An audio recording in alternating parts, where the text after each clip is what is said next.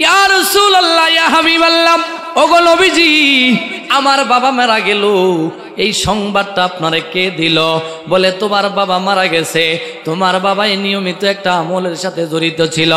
এই সেই আমলটা ছিল, তোমার বাবা দৈনন্দিন 300 বার দুরূদ পাঠ করতো। বলেন কতবার?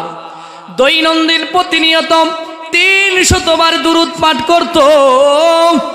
আর এই দুরূদটা পাঠ করার সাথে সাথে যেই ফেরেশতা নির্ধারিত ছিল, ওই ফেরেশতা সওয়াবটা আমার কাছে নিয়ে যাইত, আমাকে জানিয়ে দিত, ওগো নবীজি, অমুক বান্দা অমুক ব্যক্তি আপনার উপরে দুরূদ পড়ছে। কিন্তু আজকে যখন সময় হয়ে গেল, নির্ধারিত সময় দেখলাম তোমার বাবার সেই দুরূদের ফজিলত নিয়ে আমার কাছে আসে না, সেই দুরূদ নিয়ে আমার কাছে আসে না। যার কারণে আমি ওই ফেরেশতারে ডাকলাম, ও ফেরেশতা, ওই যে আমার ওই ব্যক্তি, ওই আমার উম্মত, সে যে দুরূদ পড়ে আজকে তার দুরূদের খবর কি? ওই ফেরেশতা আমারে ডাক দিয়া কয়, ওগো নবীজি, আপনার সেই ব্যক্তি তো কিছুক্ষণ আগে দুনিয়ার থেকে চলে গেছে, ইন্তেকাল করেছি। এই জন্য আমি তার থেকে খবর পাইয়া আমি আর ঠিক থাকতে পারি নাই, আমি তোমার বাবার কাছে চলে আসলাম, তোমার বাবাকে স্বাভাবিক করে দিলাম। এরপর মুহাম্মদ সাল্লাল্লাহু আলাইহি ওয়াসাল্লাম চইলা গেলেন। এরপরে উনি বলেন, আমার ঘুমটা ভেঙে গেল। এই সকল যা কিছু এগুলা স্বপ্নের ভিতরে উনি দেখতে পাইল। ঘুমটা ভেঙে যাওয়ার পর ফজরের নামাজ পড়ার পরে দেখতেছে এরকম ভাবে চতুর্দিক থেকে হাজার হাজার মানুষ তার বাবার জানাজা পড়ার জন্য আসতেছে। হাজার হাজার মানুষ দেখাম ওই লোকটা কিং কর্তব্য বিমূঢ়, আরো পেরেশানি বেড়ে গেল। কি ব্যাপার? আমার বাবার মৃত্যুর সংবাদ তো কাউরে আমরা জানাই নাই, কেউই তো জানে না। এই লোকগুলারে কে বা কারা এই তথ্য দিল? উনি দুই একজনকে ডাকলেন, ভাই, আমরা তো এখনো আমার বাবার মৃত্যুর সংবাদ কাউরে দেই নাই, আপনাদেরকে জানাজা পড়ার জন্য কে বা খবর দিল? এবার ওই আগন্তুক ব্যক্তিরা বলে, ও ভাই, যিনি মারা গেছে তিনি আপনার কি? কয়, যিনি মারা গেছে তিনি আমার বাবা। বলে, আপনার বাবার এরকম ভাবে আমরা অদৃশ্য থেকে, গায়েব থেকে একটা আওয়াজ শুনতে পাইলাম, অমুক মহল্লায় একজন ব্যক্তি মারা গেছে। তোমরা যদি কেউ তোমাদের জীবনের গুনাহগুলি মাফ করাইতে চাও, তাহলে অমুক মহল্লায় গিয়া অমুক ব্যক্তির জানাজায় শরীক হইয়া যাও। বলেন সুবহানাল্লাহ। যার কারণে আমরা আজকের আমাদের জীবনের সব গুনাহগুলি মাফ করানোর জন্য, ক্ষমা পাওয়ার জন্য আমরা আজকের আপনার বাবার জানাজায় এসেছি। বলেন সুবহানাল্লাহ। এই জন্য বাবা এক আশিক বলতেছে, हर के बाशद आमेले सलात मादाम, हर के बाशद आमेले सलात मादाम, आतेशे दोजख शाद बरवाय हाराम। कोनो व्यक्ति यदि नियमित दुरूद शरीफके यदि आमल बानाइते पारे गो, आमार आल्लाह ओई व्यक्तिर उपरे জাহান্নামের আগুন হারাম করে দেয়। এক হাদিসের ভিতরে পয়গম্বর জানায়া দেয়, দুইটা জিনিসকে যদি তোমরা হেফাজত করতে পারো, আমি পয়গম্বর তোমাদের জন্য জান্নাতের জামিন হয়ে যাব। তার ভেতরে একটা হইল জবান। একটা কি বলেন? এই জন্য এই জবান দ্বারা এই সকল দামি দামি আমলগুলা করা হয়। অত্যন্ত গুরুত্বপূর্ণ যে সকল আমল আছে, এই আমলগুলা জবানের দ্বারাই বলা হয়, জবানের দ্বারাই করা হয়। আপনি যখন নামাজের ভিতরে দাঁড়াইবেন, জামাত নামাজে দাঁড়াইতে গেলে আপনাকে সর্বপ্রথম তাকবীরে তাহরিমা আল্লাহু আকবার এটা আপনি জবানের দ্বারা বলতে হবে। কথা বলেন ঠিক কিনা?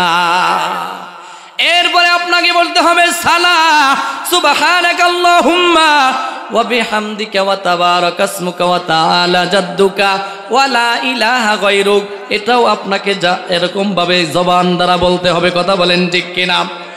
এরপরে আপনাকে আপনি আউযু বিল্লাহি মিনাশ শাইতানির রাজীম, বিসমিল্লাহির রহমানির রহিম এগুলা আপনি পড়া সূরা ফাতিহা শুরু করলেন, এর সাথে সূরা মিলাইলেন, তাকবীর পরে আপনি রুকুতে গেলেন, আবার দাঁড়াইলেন, আবার সিজদায় গেলেন, রুকুর তাসবিহ বললেন, সিজদার তাসবিহ বললেন।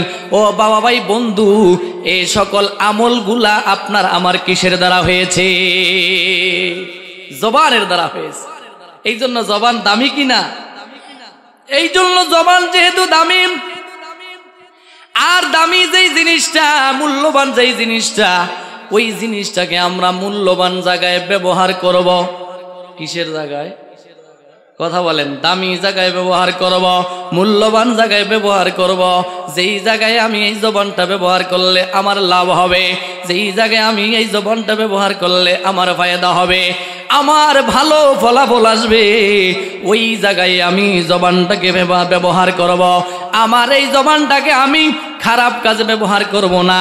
আমার এই জবান দ্বারা আমি কারো পিছনে লাগবো না। আমার এই জবান দ্বারা আমি গীবত করব না। আমার এই জবান দ্বারা আমি কারোর বদনাম বলবো না। আমার এই জবান দ্বারা আমি কাউকে গালি দিব না। কথা বলেন ঠিক কিনা? আমার এই জবান দ্বারা মহল্লায় একটা মেয়ের বিবাহের ব্যবস্থা, এরকম ভাবে পাত্র তাকে দেখতে আসছে, আমি জবান দ্বারা বইলা আমার জবানটারে আমি নষ্ট করব না, কারণ এই জবানটা অত্যন্ত দামি, এই জবানটা অত্যন্ত পবিত্র। কথা বলেন ঠিক কিনা? এই জন্য কিতাবের ভিতরে আসছে জবানের হেফাজত করো, জবানটাকে অযথা অনর্থক জায়গায় তোমরা নষ্ট করবা না। বলে জবানের আমরা কি কি জায়গায় হেফাজত করবা? কিতাবের ভিতরে আছে কমপক্ষে দুইটা অবস্থায় তোমরা জবানটাকে রাখো।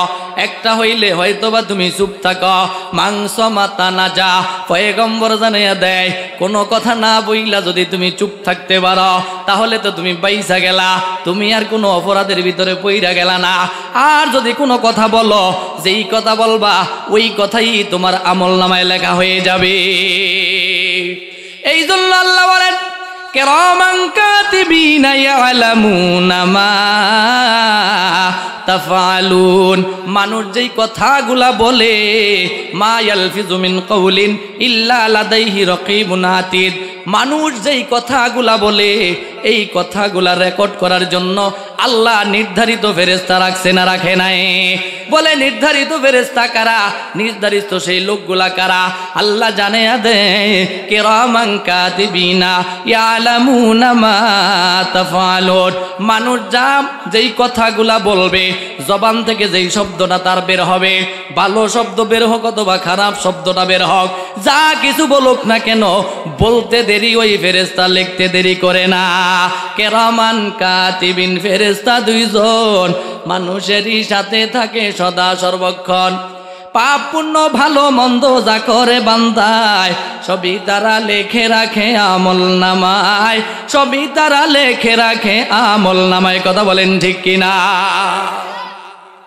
এই জন্য হাজিরিন, আমরা যারা দাওয়াত ও তাবলীগের মেহনতে গিয়েছিলাম, তাদেরকে দাওয়াত ও তাবলীগে যাওয়ার পরে আমাদেরকে একটা আমল দেয় না এরকম যে যখন তোমরা উপরে উঠবা তখন সবসময় জিকিরের হালতে থাকা, যখন তোমরা উপরে উঠবা তখন বলবা কি আল্লাহু আকবার। বলেন কি বলবে? আবার যখন নিচে নামবা তখন বলবা কি সুবহানাল্লাহ। কি বলবা? জোরে বলেন বাবা, সুবহানাল্লাহ। বলেন সুবহানাল্লাহ। আর সমতল ভূমিতে, সমতল জমিনে তোমরা চলতে গেলে বলবা, পড়বা লা ইলাহা ইল্লাল্লাহ, লা ইলাহা ইল্লাল্লাহ। তাহলে তোমার জবানটা পবিত্র থাকবে। এই জবানটা কাল কিয়ামতের ময়দানে তোমাকে জান্নাতে নিয়ে যাবে। বলেন সুবহানাল্লাহ।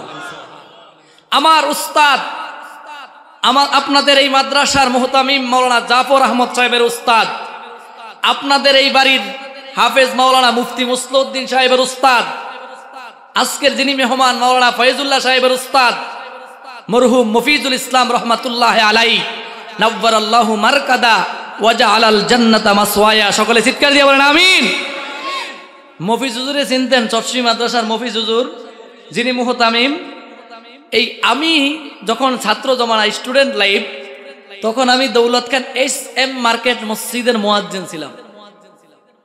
আমাকে হুজুর এত মোহাব্বত করতেন, আমার এক উস্তাদ আমাকে মোহাব্বত করে ডাকেন ইবু।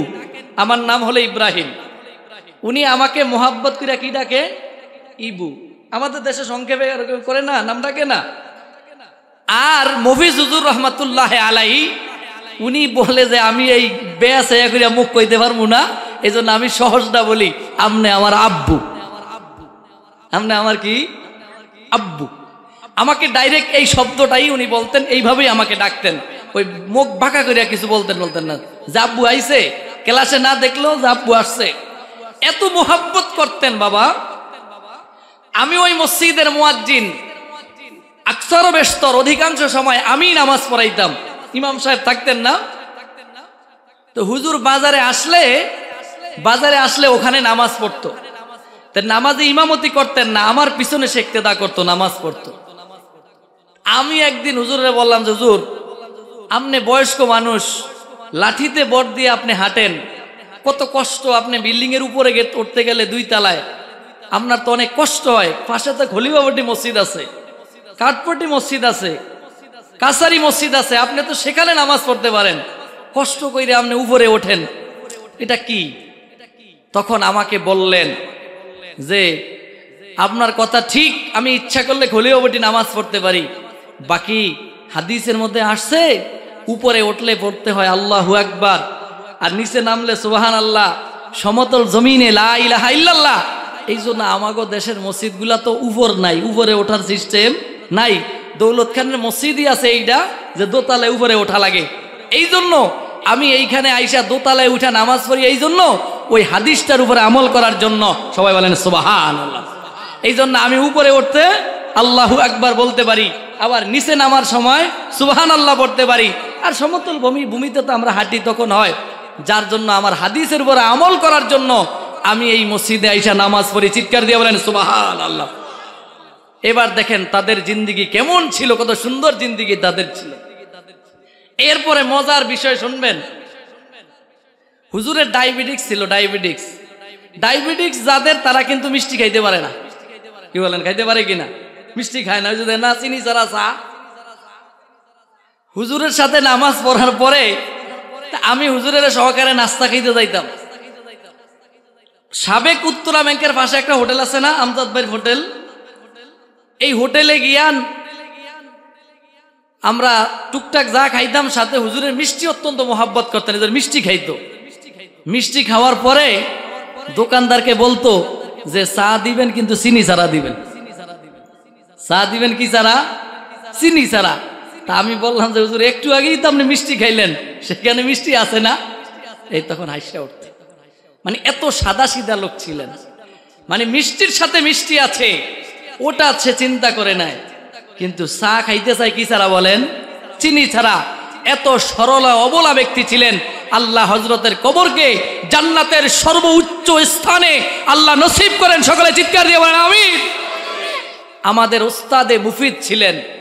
উস্তাদ 2 প্রকার, কিছু উস্তাদ দ্বারা ব্যাপক ফায়দা হয়, আবার কিছু উস্তাদ তো উস্তাদ আলহামদুলিল্লাহ, উস্তাদ অসম্মানের জায়গা না, উস্তাদ সম্মানের জায়গা। যাদের কাছে পড়ি নাই, একই মাদ্রাসার শিক্ষক, তারাও আমাদের উস্তাদ।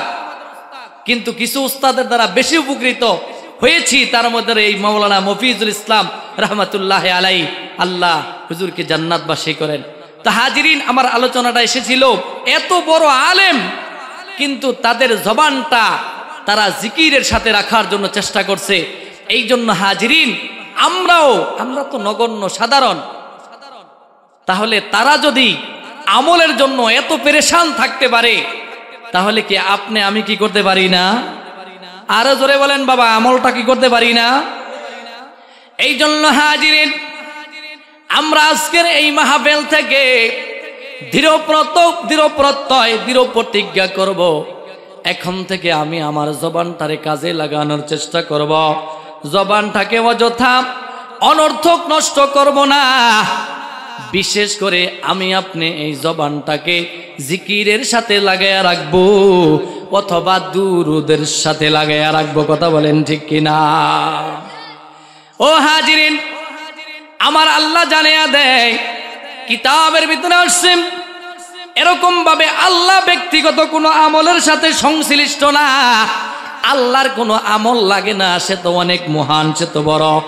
আল্লাহর তো আর হিসাব কিতাব নাই, সে কি আর কাউকে হিসাব দেওয়া লাগবে নি? কথা বলেন, লাগবে নি? আল্লাহর তো আর কাউকে হিসাব দেওয়ার প্রয়োজন নাই, কাউকে হিসাব দেওয়া লাগবে না। যার কারণে আল্লাহ ব্যক্তিগতভাবে কোনো আমল করে না। আমি যেমন নামাজ পড়ি, আপনি যেমন নামাজ পড়েন, আল্লাহ কিন্তু নামাজ পড়ে না। কি বলে, নামাজ পড়েনি আল্লাহ? নামাজ পড়েনি। আমরা যাকাত দেই, আল্লাহ যাকাত দেয় না। আমরা সদকা করি, আল্লাহ সদকা দেয় না। কিন্তু আমার আল্লাহ আপনার আমার সাথে একটা আমলের সংশ্লিষ্ট রয়েছে, আর সেই সংশ্লিষ্টতা হইল কি, আল্লাহ জানিয়ে দেয়, ইয়া আইয়ুহাল্লাযীনা আমানু, হে ঈমানদারেরা, সাল্লু আলাইহি ওয়া সাল্লিমু তাসলিমা। এই আয়াতের শুরু অংশে আল্লাহ বলেন, ইন্নাল্লাহা ওয়া মালাইকাতাহু, নিশ্চয়ই আল্লাহ তাআলা এবং ফেরেশতারা ইউসাল্লুনা আলান নবী, নবীর উপরে দুরূদ পাঠ করে, বলেন সুবহানাল্লাহ। তাহলে আজকের আলোচনা দ্বারা আমরা জানলাম আমাদের সাথে আল্লাহর সাথে একটা আমলের সংশ্লিষ্টতা রয়েছে। কথা বলেন, রয়েছে কিনা? আর সেই আমলটা কি? সেই আমলটা হলো আল্লাহ নিজে নবীজির উপরে দুরূদ পাঠ করে এবং ফেরেশতারাও পাঠ করে, বলেন সুবহানাল্লাহ। এই জন্য আল্লাহ বলেন, যেহেতু আমি নিজে আল্লাহ এবং ফেরেশতারা নবীজির উপরে দুরূদ পাঠ করে, এই জন্য তোমরাও, ও ঈমানদারেরা, তোমরাও সল্লু আলাইহি, সল্লু, তোমরাও নবীর উপরে দুরূদ শরীফ পাঠ করো, বলেন সুবহানাল্লাহ।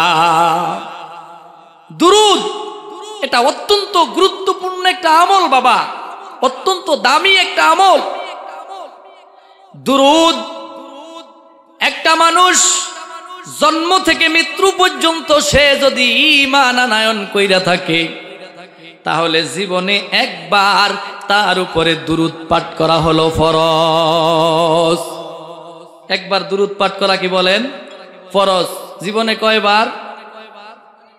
কথা বলেন, কয়বার? একবার। দুরূদ পাঠ করা কি? ফরজ। নাম্বার 2, দুরূদ পাঠ করা ওয়াজিব। কখন? বলে এক মজলিসে পয়গম্বরের নাম আলোচনা হয়েছে, প্রথমবার নবীজির নাম শোনার পর ওই মজলিসে দুরূদ শরীফ পাঠ করা হলো ওয়াজিব, বলেন সুবহানাল্লাহ। এরপরে দুরূদ পাঠ করা মুস্তাহাব। বলে মুস্তাহাব কখন? বলে একই মজলিসের ভেতরে বারবার নবীজির নাম আলোচনা হয়, কিছুক্ষণ পর পর নবীজির নাম বয়ান করা হয়। এই জন্য বারবার নবীজির নামটা যখন কর্ণকুহরে আসবে, বারবার আলোচনাটা নবীজির নাম বারবার আসার সাথে সাথে ওই ব্যক্তির উপরে দুরূদ পড়া হলো মুস্তাহাব। এরপরে দুরূদ পড়া হলো সুন্নাত। বলে কখন? বলে সেইটা হলো নামাজের ভেতরে, সালাতের ভেতরে দুরূদ পাঠ করা হইল সুন্নাত। কোথায়? নামাজের ভিতরে দুরূদ পাঠ করা সুন্নাত। আপনি আমি দুরূদ নামাজের ভিতরে পাঠ করি না? আল্লাহুম্মা সাল্লি আলা মুহাম্মাদিন ওয়া আলা আলি মুহাম্মাদ কামা সাল্লাইতা আলা ইব্রাহিম ওয়া আলা আলি ইব্রাহিম ইন্নাকা হামিদুম মাজিদ। এই দুরূদ পাঠ করা কি? আরো জোরে কোন কি? সুন্নাত। এই জন্য সর্ব উত্তম দুরূদ, খেয়াল করবেন, সর্ব উত্তম দুরূদ, সবচাইতে দামি দুরূদ হলো দুরূদে ইব্রাহিম, যেইটা আপনি আমি নামাজের ভিতরে পাঠ করি। এই দুরূদটা হলো সবচেয়ে দামি দুরূদ এবং বড় দুরূদ। আর সবচাইতে সহজ দুরূদ হলো সাল্লাল্লাহু আলাইহি ওয়াসাল্লাম, সাল্লাল্লাহু আলাইহি ওয়াসাল্লাম। এটা হলো একেবারে সহজ। কি বলেন? এই সাল্লাল্লাহু আলাইহি ওয়াসাল্লাম পড়তে কয়েক ঘন্টা সময় লাগবে? একবার যদি কোনো ব্যক্তি পয়গম্বরের উপরে দুরূদ পাঠ করে, পয়গম্বর জানিয়ে দেয়, মান সাল্লা আলাইয়া ওয়াহিদাতান সাল্লাল্লাহু আলাইহি আশারা। যেই ব্যক্তি একবার নবীজির উপরে দুরূদ পাঠ করবে, আমার আল্লাহ ওই ব্যক্তির উপরে 10টা রহমত প্রেরণ করেন, বলেন সুবহানাল্লাহ। এই জন্য অন্য এক হাদিসের মধ্যে আসছে, ইমাম মুহাম্মদ রাহমাতুল্লাহ আলাইহি কর্তৃক হযরত উবাই ইবনে কাব রাদিয়াল্লাহু আনহু একবার বিশ্ব নবী রাহমাতুল লিল আলামিনের কাছে গিয়া পয়গম্বরের জানিয়ে দেয়, ইয়া রাসূলুল্লাহ, ইয়া হাবিবাল্লাহ, ওগো নবীজি, আমি আপনার উপরে দুরূদ পাঠ করতে চাই। আপনি কি বলেন? আল্লাহর পয়গম্বর ডাক দিয়া কয়, ও উবয় ইবনে কাব, তুমি যদি আমার উপরে দুরূদ পাঠ করতে চাও তাহলে যতটুকুন দুরূদ পাঠ করবা অতটুকুন প্রতিদান আমার আল্লাহ তোমাকে দান করবে। উবয় ইবনে কাব রাদিয়াল্লাহু আনহু পয়গম্বরের জানিয়ে দেয়, ইয়া রাসূলুল্লাহ, ইয়া হাবিবাল্লাহ, নবীজি গো, আমি চাইছিলাম পুরা 24 ঘন্টার ভেতরে 3টা ভাগ কইরা 1 ভাগ আমি দুরুদের মাঝে কাটাইয়া দিতাম। আল্লাহর পয়গম্বর বললেন, যতটুকু তুমি কাটাইবা অতটুকুই তোমার জন্য লাভবান।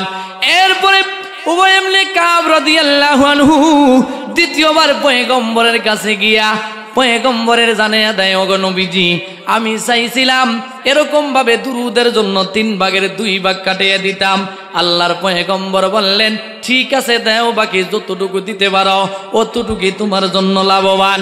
এরপর তৃতীয়বার উবয় ইবনে কাব রাদিয়াল্লাহু আনহু পয়গম্বরের কাছে গিয়া পয়গম্বরের জানিয়ে দেয়, ইয়া রাসূলুল্লাহ, ইয়া হাবিবাল্লাহ, ওগো নবীজি, আমি চাইছিলাম আমার পুরা সময়টা আপনার উপরে দুরূদ পইরা কাটিয়ে দেই।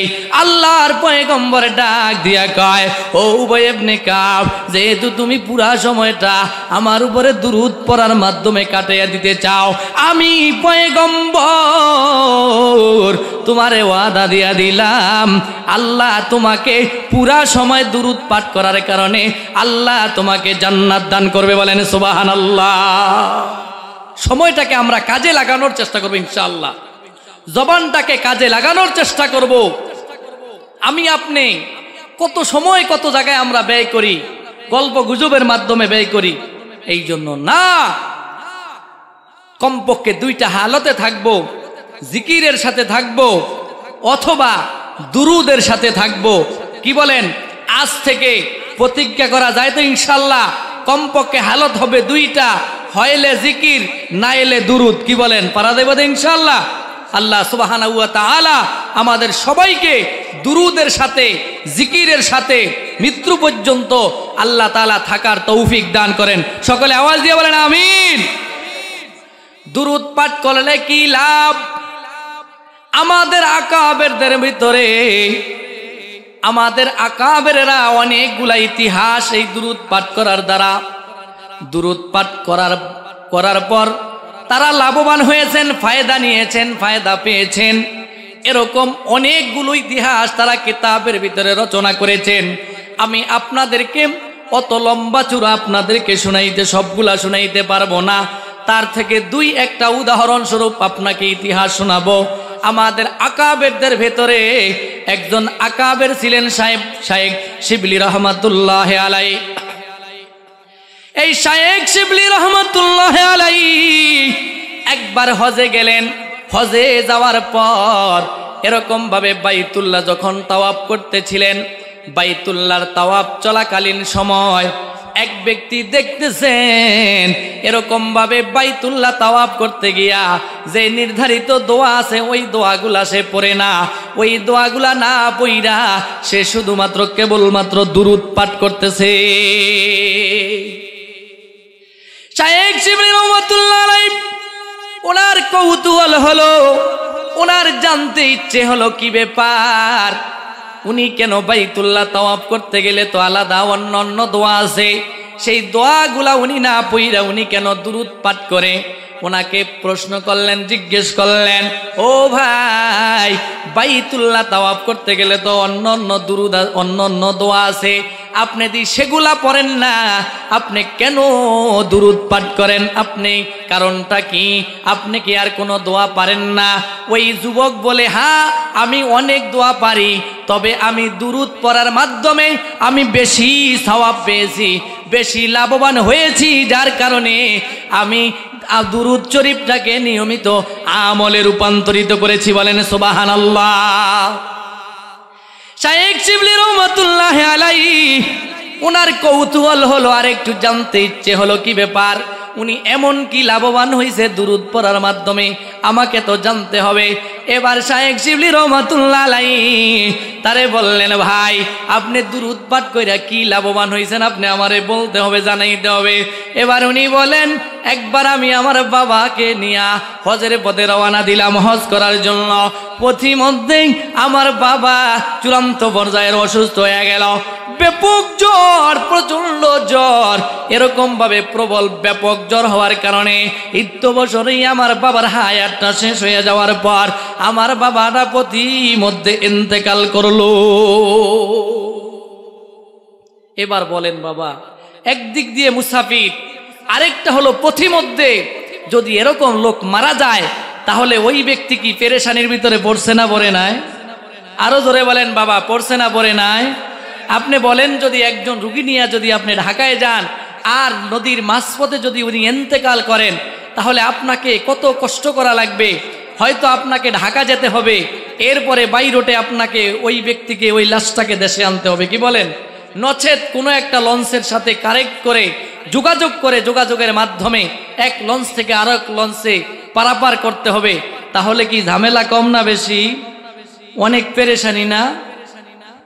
এবার উনি বলেন, আমার বাবা মারা যাওয়ার পর আমি পেরেশানির ভিতরে পড়ে গেলাম। পেরেশানি করতেছি তো বছরেই দেখলাম আমার বাবার চেহারাটা তাৎক্ষণিক শুয়োরের চেহারায় পরিণত হয়ে গেল। বলেন নাউজুবিল্লাহ। আমার পেরেশানিটা আরো বেড়ে গেল। কথা বলেন, পেরেশানি বাড়ছে না কমছে? একদিক দিয়া বাবার মৃত্যু, আরেক দিক দিয়া বাবার চেহারাটা শুয়োরের চেহারায় পরিণত হয়ে গেল। মনটা আরো খারাপ, পেরেশানি পড়ে গেলেন। আস্তে করে একটা তোয়ালিয়া দিয়া বাবার চেহারাটাকে ঢেকে নিল। এখন পেরেশানি করতে করতে একটা সময় সে বইসা থাকতে থাকতে গভীর রাত্র হয়ে গেল। লোকটা আর ঠিক থাকতে পারলেন না, সে আস্তে করে ঘুমিয়ে গেল। ঘুমের ভেতরে গভীর রজনী যখন চলমান আর স্বপ্ন যুগে দেখতে পায় ওনার বাবার পাশে অত্যন্ত সুন্দর তাগড়া নৌজওয়ান, অত্যন্ত নূরওয়ালা এক ব্যক্তি, এরকম ভাবে দবদবে সাদা পোশাক পরিহিত এক ব্যক্তি তার বাবার লাশের কাছে আসছে।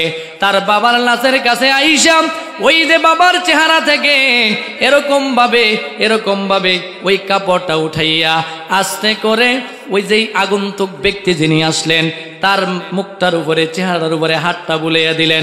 হাতটা বুলাইয়া দেওয়ার সাথে সাথে ওই মৃত ব্যক্তির চেহারাটা নূরে নূরান্বিত হয়ে গেল। এবার উনি বলেন, ওই হুজুর আইসা যখন আমার বাবার চেহারাটায় হাত দেওয়ার পর চেহারাটা আরেক অত্যন্ত সুন্দর হয়ে গেল। এখন লোকটা চলে যাবে বছরে আমি তার হাত ধরে ফেললাম। সম্মানের সাথে আমি জিজ্ঞেস করলাম, আপনি কে বা কোথার থেকে আসলেন?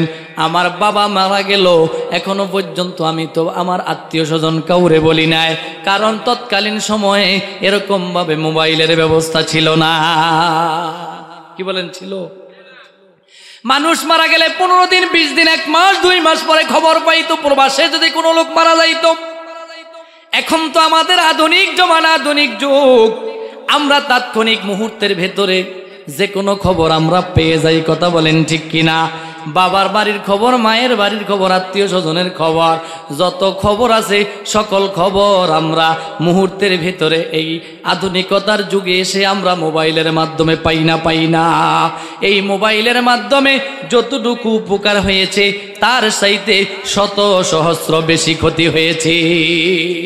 এবার আগন্তুক ব্যক্তিকে উনি হাত ধরলেন, হুজুর আমি তো এখনো পর্যন্ত আমাদের আত্মীয় স্বজন আমরা কাউরে বলি নাই, কেউই তো জানে না আপনি কে, কোথার থেকে আসলেন, আপনার বাবার মৃত্যুর সংবাদ কে দিল?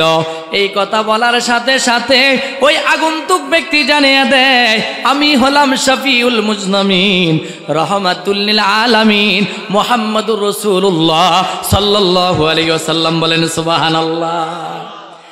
এবার বললেন, হুজুর, ইয়া রাসূলুল্লাহ, ইয়া হাবিবাল্লাহ, ওগো নবীজি, আমার বাবা মারা গেল, এই সংবাদটা আপনারে কে দিল? বলে তোমার বাবা মারা গেছে। তোমার বাবাই নিয়মিত একটা আমলের সাথে জড়িত ছিল, এই সেই আমলটা ছিল তোমার বাবা দৈনন্দিন 300 বার দুরূদ পাঠ করতো। বলেন কতবার? দৈনন্দিন প্রতিনিয়ত 300 বার দুরূদ পাঠ করত। আর এই দুরূদটা পাঠ করার সাথে সাথে যেই ফেরেশতা নির্ধারিত ছিল ওই ফেরেশতা সওয়াবটা আমার কাছে নিয়ে যাইত, আমাকে জানিয়ে দিত, ওগো নবীজি অমুক বান্দা অমুক ব্যক্তি আপনার উপরে এই দুরূদ পড়ছে। কিন্তু আজকে যখন সময় হয়ে গেল, নির্ধারিত সময় দেখলাম তোমার বাবার সেই দুরুদের ফজিলত নিয়ে আমার কাছে আসে না, সেই দুরুদ নিয়ে আমার কাছে আসে না। যার কারণে আমি ওই ফেরেশতারে ডাকলাম, ও ফেরেশতা, ওই যে আমার ওই ব্যক্তি, ওই আমার উম্মত, সে যে দুরুদ পড়ে আজকে তার দুরুদের খবর কি? ওই ফেরেশতা আমারে ডাক দিয়া কয়, ওগো নবীজি, আপনার সেই ব্যক্তি তো কিছুক্ষণ আগে দুনিয়ার থেকে চলে গেছে, ইন্তেকাল করেছি। এই জন্য আমি তার থেকে খবর পাইয়া আমি আর ঠিক থাকতে পারি নাই, আমি তোমার বাবার কাছে চলে আসলাম, তোমার বাবাকে স্বাভাবিক করে দিলাম। এরপর মুহাম্মদ সাল্লাল্লাহু আলাইহি ওয়াসাল্লাম চইলা গেলেন। এরপরে উনি বলেন, আমার ঘুমটা ভেঙে গেল, এই সকল যা কিছু এগুলা স্বপ্নের ভিতরে উনি দেখতে পাইল। ঘুমটা ভেঙে যাওয়ার পর ফজরের নামাজ পড়ার পরে দেখতেছে এরকম ভাবে চতুর্দিক থেকে হাজার হাজার মানুষ তার বাবার জানাজা পড়ার জন্য আসতেছে। হাজার হাজার মানুষ দেখাম ওই লোকটা কিং কর্তব্য বিমূঢ়, আরো পেরেশানি বেড়ে গেল। কি ব্যাপার? আমার বাবার মৃত্যুর সংবাদ তো কাউরে আমরা জানাই নাই, কেউই তো জানে না। এই লোকগুলারে কে বা কারা এই তথ্য দিল? উনি দুই একজনকে ডাকলেন, ভাই আমরা তো এখনো আমার বাবার মৃত্যুর সংবাদ কাউরে দেই নাই, আপনাদেরকে জানাজা পড়ার জন্য কে বা খবর দিল? এবার ওই আগন্তুক ব্যক্তিরা বলে, ও ভাই, যিনি মারা গেছে তিনি আপনার কি? কয়, যিনি মারা গেছে তিনি আমার বাবা।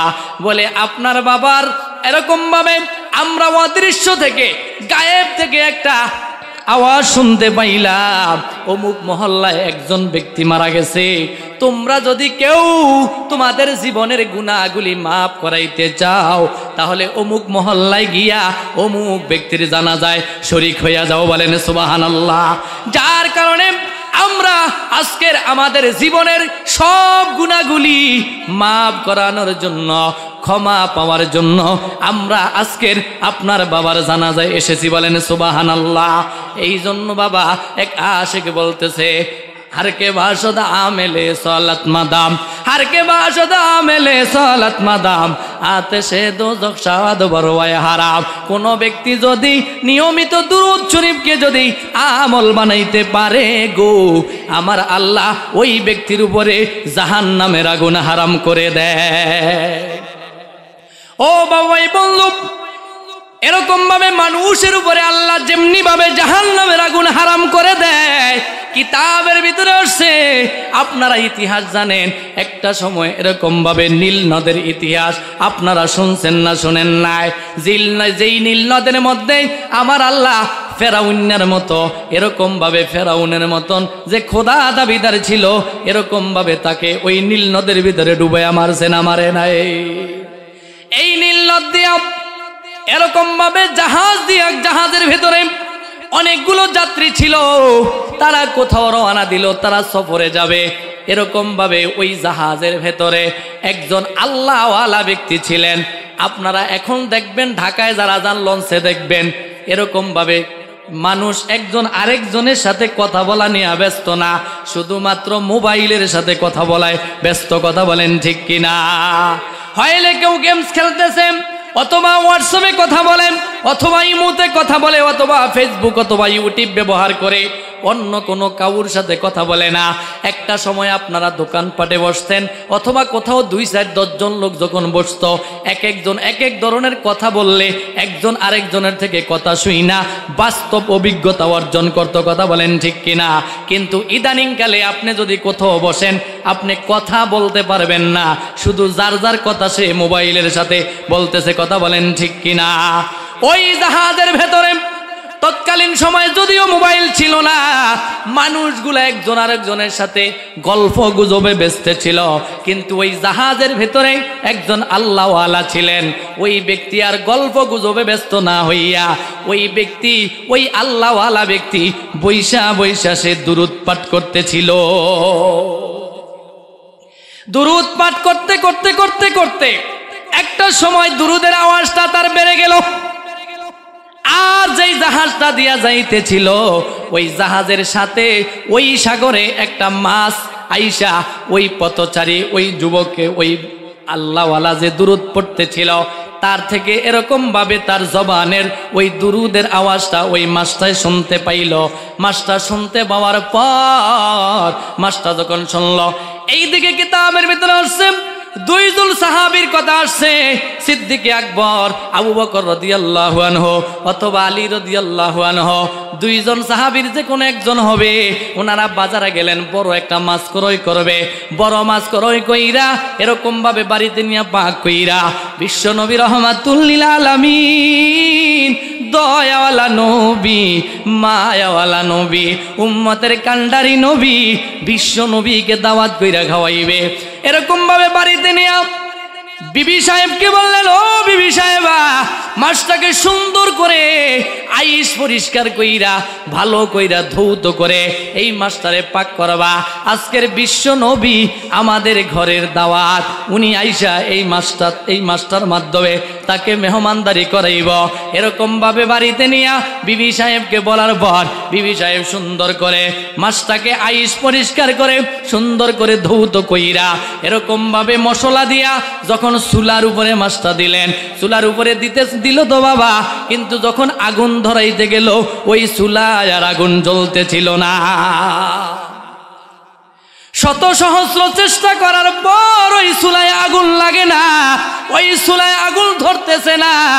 এবার বিবি সাহেব ঘরের সাহেবকে বললেন, ও সাহেব, চুলায় তো কোনো আগুন লাগাইতে পারতেছি না, আগুন তো কোনো অবস্থাতেই জ্বলে না, কি করা যায়, কি কাহিনীটা কি? উনিও চেষ্টা করলেন, কোনোভাবেই কাজ হয় না। এবার চলে গেলেন বিশ্ব নবীর দরবারে, ওগো নবীজি, আজকের তো আমাদের বাসায় যে আপনার দাওয়াত ছিল, বাকি আমি তো এরকম ভাবে আমরা রান্না করার জন্য যে রেডি হইলাম, চুলায় তো আমাদের আগুন জ্বলে না, কোনো অবস্থাতেই তো আগুন ধরাইতে পারতেছি না, কি ব্যাপার, কি হইল বুঝে আসে না। আল্লাহর পয়গম্বর আর ঠিক থাকতে পারলেন না, চলে গেলেন সাহাবীর সাথে বাড়িতে। সাহাবীর সাথে বাড়িতে গিয়ে এরকম ভাবে দেখতে পাইলেন, হ্যাঁ, চুলায় আগুন জ্বলে না। ওই মাস্টারে দেইখা আল্লাহর পয়গম্বর ডাক দিয়া কয়, ও আমার সাহাবী, তোমরা তো দুনিয়ার আগুন দিয়া এই মাছটারে জ্বালাইতে চাও, আমার আল্লাহ জাহান্নামের আগুন পর্যন্ত এই মাছটার উপরে হারাম করে দিয়েছে। বলেন সুবহানাল্লাহ। हर के बाशद आमेले सालत मदाम, हर के बाशद आमेले सालत मदाम, आतेशे दोजख शाबाद बरवाय हाराम।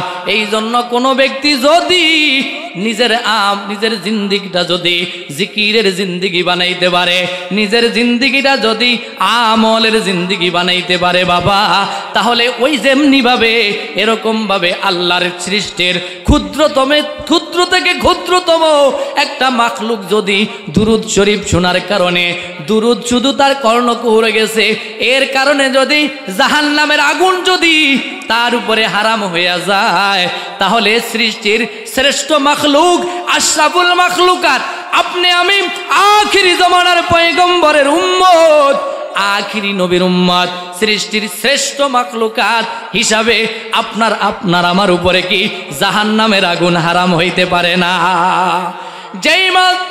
যেই মাসের উপরে আল্লাহ দুনিয়ার আগুনকে নিষিদ্ধ করেছেন, সেই আল্লাহ কি এখনো আছে না নাই?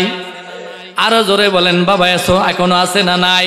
তাহলে যেই আল্লাহ সৃষ্টির ক্ষুদ্রতম একটা মাখলুক দুরুদ শরীফ তার কর্ণকুহরে পৌঁছার কারণে, দুরুদ শ্রবণ করার কারণে তার উপরে যদি জাহান্নামের আগুন হারাম হয়ে যায়, তাহলে আজকের এইখান থেকে এই ইতিহাস থেকে আপনি আমি শিক্ষা নিতে পারি গো বাবা। আপনি আমি যদি দুরুদটাকে যদি নিয়মিত ওজিফা বানাইতে পারি, যদি পুঁজি বানাইতে পারি, একিন রাখেন আপনার আমার উপরও জাহান্নামের আগুন আল্লাহ হারাম করে দিবে। তাহলে হাজিরিন, দুরুদের ভেতরে সবচাইতে আফজল দুরুদ, উত্তম দুরুদ হলো দুরুদ ইব্রাহিম, যেটা আমরা নামাজের ভিতরে পাঠ করি। কি বলেন? জানি তো আমরা সবাই, আল্লাহুম্মা সাল্লি আলা মুহাম্মাদিন ওয়া আলা আলি মুহাম্মাদ কামা সাল্লাইতা আলা ইব্রাহিম ওয়া আলা আলি ইব্রাহিম ইন্নাকা হামিদুম মাজিদ। আল্লাহুম্মা বারিক আলা মুহাম্মাদিন ওয়া আলা আলি মুহাম্মাদ কামা বারাকতা আলা ইব্রাহিম ওয়া আলা আলি ইব্রাহিম ইন্নাকা হামিদুম মাজিদ। এর ভেতরে, এর মধ্যে আবার দুরুদের মধ্যে সবচাইতে ছোট দুরুদ, আপনি বড়টা পড়তে সময় নাই, আপনি সংক্ষেপে বলেন সাল্লাল্লাহু আলাইহি ওয়াসাল্লাম, সাল্লাল্লাহু আলাইহি ওয়াসাল্লাম, সাল্লাল্লাহু আলাইহি ওয়াসাল্লাম। এটা পড়তে কি টাকা লাগবে, পয়সা লাগবে, শক্তি লাগবে, সময় লাগবে? এই জন্য যেহেতু আল্লাহ জবান দিয়েছেন, এই জবানটাকে আমরা দুরুদের সাথে পাস করব, পারবো তো ইনশাআল্লাহ? এরপরে আরেকটা দুরুদের কথা আপনাদেরকে শুনিয়ে যাই। কোনো ব্যক্তি যদি শুক্রবার দিন আসরের নামাজ যেই জায়গায় পড়ে, ওই জায়গায় পইরা দুনিয়াবি কোনো কথা না বইলা একটা দুরুদ আছে, আর ওই দুরুদটা যদি 80 বার পাঠ করে, আমার আল্লাহ ওই ব্যক্তির আমল নামা থেকে 80 বছরের সগীরা গুনাহ মাফ করিয়া দিবে। সেই দুরুদটা আপনারা যারা পারেন তারা পড়বেন, যারা পারেন না তারা এই মাদ্রাসার মুহতামিম সাহেব, আমার বন্ধুবর, অত্যন্ত মহাব্বতের ভাই মাওলানা জাফর আহমদ সাহেব, ওনার কাছ থেকে যারা আরবি পারেন আরবিতে লেখা নিবেন, যারা বাংলা পারেন বাংলাতে লেখা নিবেন। আল্লাহুম্মা সাল্লি আলা মুহাম্মাদিনিন নাবিয়্যিল উম্মিয়্যি ওয়া আলা আলিহি ওয়া সাল্লিম তাসলিমা। যারা আমরা এই দুরুদটা পারি এখন থেকে পড়ব, আর যারা পারি না শেখার চেষ্টা করব। কি বলেন? পারা দেবে তো ইনশাআল্লাহ? সম্মানিত হাজিরিন, আমার সময়ও শেষ, আলোচনাও শেষ। যেটুকু আলোচনা করলাম আল্লাহ সুবহানাহু ওয়া তাআলা সর্বপ্রথম আমাকে, তারপরে আপনাদের সকলকে আমল করবার তৌফিক দান করেন। সকলে বলেন আমিন।